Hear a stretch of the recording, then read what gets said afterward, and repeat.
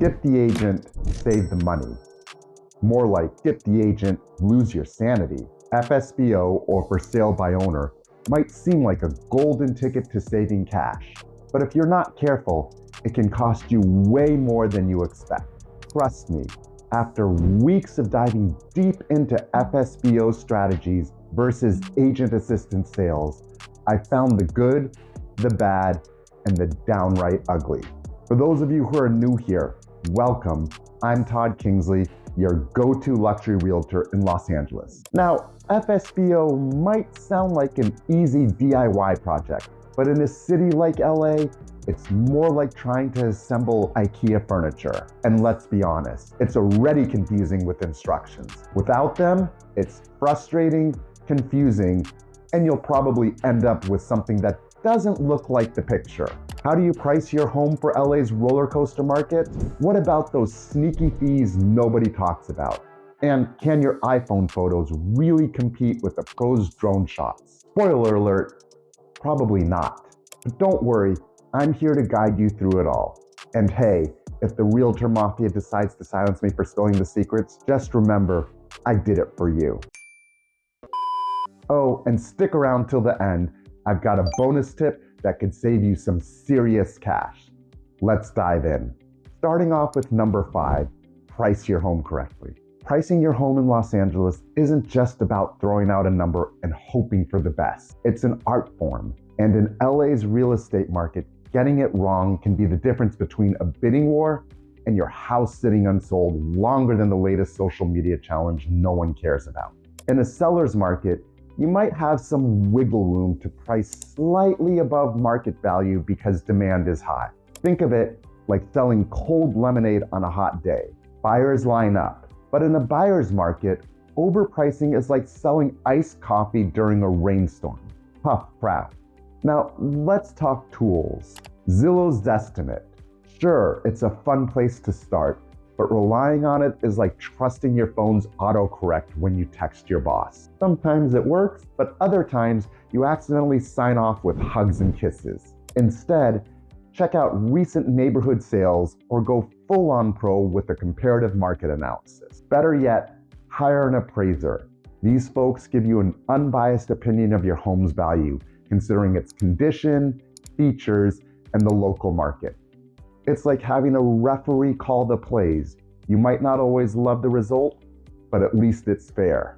And hey, lenders rely on appraisals to justify loans, so getting one early can prevent hiccups during the sale process. Let me share a story.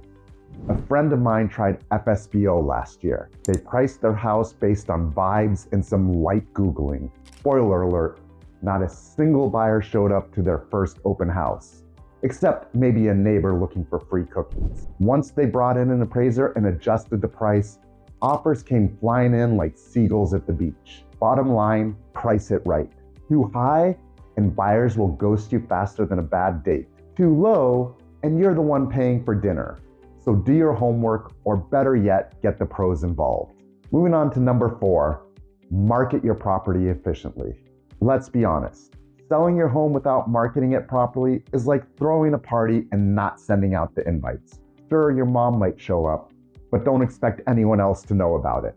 To grab buyers' attentions in the LA market, your property needs to shine brighter than a celebrity on a red carpet. That starts with killer photos and videos. No blurry iPhone shots from 2016. Please invest in professional photography. Trust me, buyers scroll through listings like it's Tinder, and first impressions are everything. Even better, videos. Homes with video tours sell faster because buyers can imagine themselves living there without ever leaving their couch. Bonus points if you throw in some drone footage to make your backyard look like an exclusive Beverly Hills estate. Now, where to post your masterpiece? Zillow and Redfin are your bread and butter. They're like Instagram for homes, and everyone's scrolling. But if you really want to level up, consider listing on the MLS. This gets your home in front of agents and serious buyers. Think of it like having VIP access to the hottest club in town. Here's a quick story. I know someone who went FSBO and used their personal Facebook page to market their house. They got 2 likes, one from their cousin and another from someone who thought it was a rental. Moral of the story, You don't have to be Spielberg, but you do need to make your home look like the star it is. Great photos, engaging videos, and smart digital marketing can make all the difference. Moving on to number 3, understanding the legal requirements. Selling your home without an agent means you're the boss. But here's the catch. You're also the lawyer, the project manager, and customer service rep. If that sounds overwhelming, don't worry, I'll break it down. First up, you need a solid purchase agreement. This is not the time to copy and paste something you found online after a quick Google search. A half-baked contract is like building a sandcastle at high tide. It's gonna fall apart and you'll be left scrambling. Then there are disclosure forms.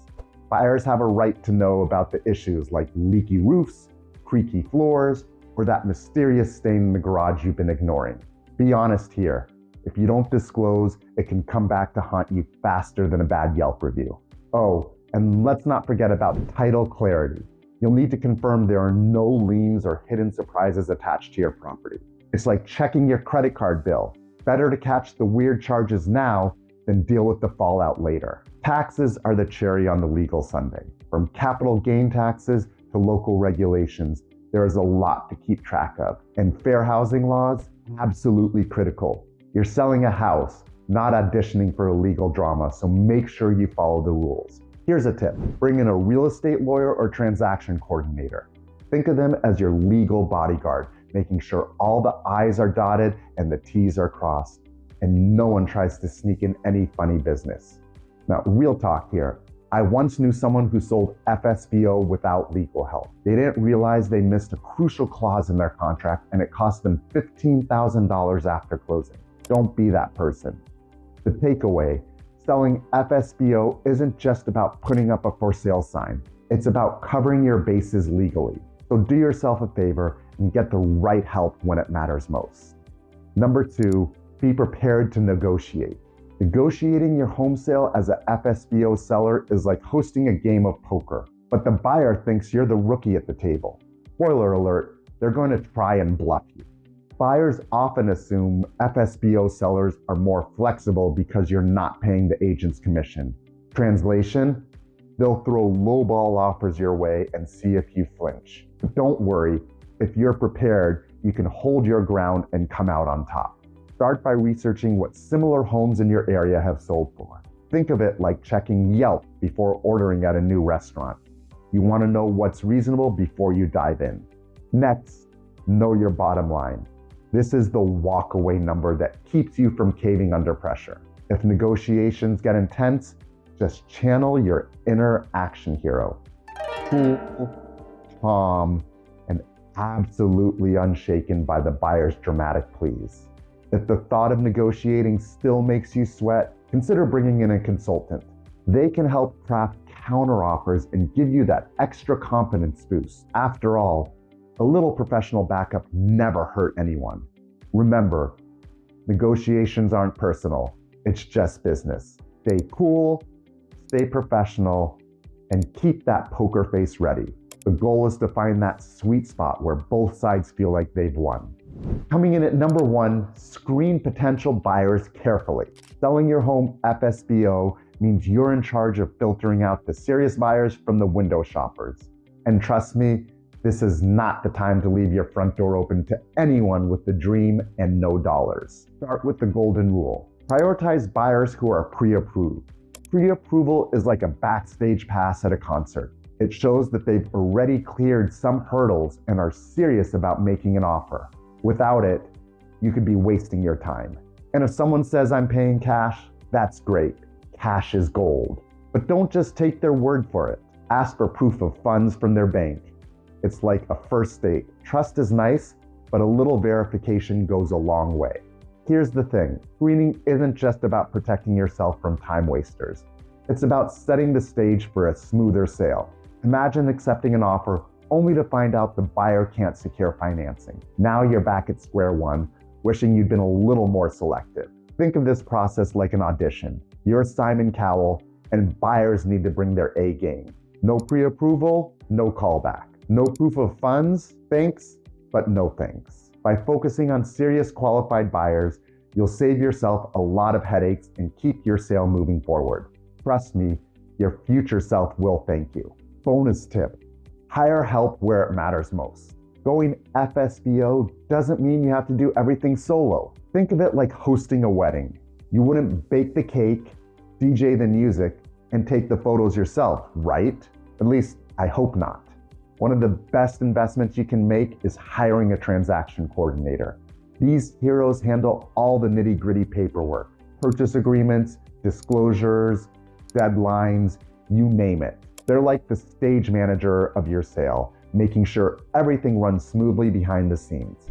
And let's not forget staging. A professional stager can turn your home into an Instagram-worthy masterpiece. By rearranging furniture and adding a few touches, they'll help buyers imagine living there, resulting in faster offers and often higher prices. Pro tip: a well-staged home can sell for 1 to 5% more.